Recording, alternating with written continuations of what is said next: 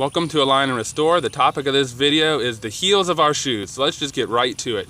If this pin is your body and my finger is the ground, what we have is that when we are standing barefoot is a 90-degree perpendicular angle. Now, we're going to use an extreme example of a 2-inch heel just to show the extreme effects of it. If you were to put that high heel on and you didn't bend any joints in your body, didn't make any compensations, what we would have now is an acute 70-degree angle. And if you're wearing 3-inch heels, which isn't all that uncommon, you'd have an even lower angle of, say, 55 degrees. Now, could you imagine driving your automobile if there was a 55-degree or even a 30-degree misalignment? No, the wear and tear on your car would be too much. You would bring that car to the body shop to get an alignment right away. But do people think about getting an alignment on their bodies? Well, you can align your body. Now, let's keep going now. In order for you not to fall flat on your face, every joint in your body is going to have to compensate. So your ankles, your knees, your lumbar spine, your cervical spine, they're all going to have to adjust. And with these adjustments come changes to the placement of your bones, your muscles, tendons, ligaments, and blood vessels. All of those are now out of alignment. And it doesn't matter whether you're wearing a 3-inch heel, a 2-inch heel, a 1-inch heel, or a 4-millimeter heel. Any change to the heel height is going to affect all of your joints and all of your bones going from your feet all the way to your head. Now, I just want y'all to know that it's not just women who have higher heels. Take these cowboy boots, for example. They definitely have probably close to a 1-inch heel. These little shoes right here, although not as pronounced as the cowboy boots over there, they do have a higher heel. They do make shoes like the Vibram 5 fingers, which have what are called zero drop. There is no elevated or positive heel. Merrell's makes shoes with no raised heel. A New Balance makes shoes. A lot of companies now make shoes without positive heels, but I just wanted to show y'all real quick that even men have relatively high heels. So let's continue on. If your foot is resting either in a zero drop shoe or barefoot, the weight of your body is borne equally between your heel and the ball of your foot.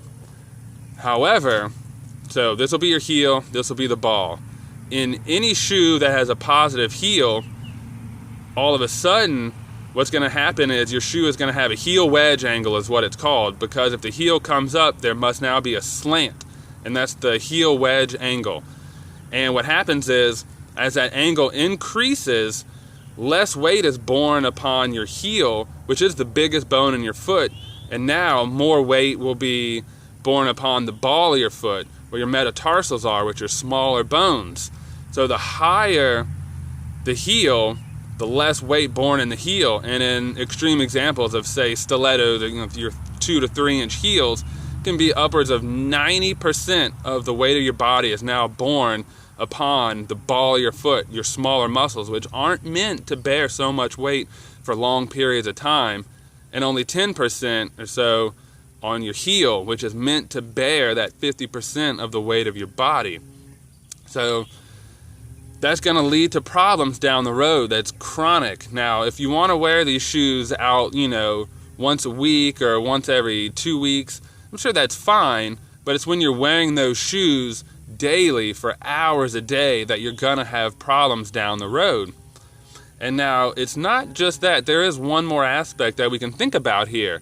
When the heel is up, your knee now is going to have to bend so that you don't fall forward. That's one of the things. Instead of your knee going straight up like this, or your body column, now your knee is going to have to bend, because instead of going out like this, you'll have a compensation in your knee to come out this way.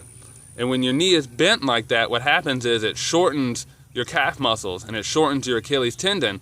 And if you're only wearing these shoes for a short period of time, no, that's definitely not a problem. But through chronic use, what can happen is that your Achilles tendon and your calf muscles can and do shorten over time.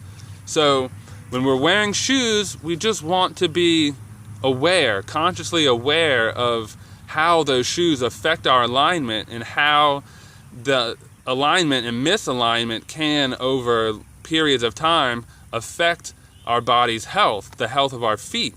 So, me personally, I like to find shoes that have no positive high heels and find ones that have what are called zero drop. I've heard you can go into any foot store and ask them about shoes with zero drop or no raised heels, and if it's a decent foot store, they'll be able to lead you to a good choice. And that about wraps up this video. Hope y'all have a good day. Maybe you learned something, and pay attention.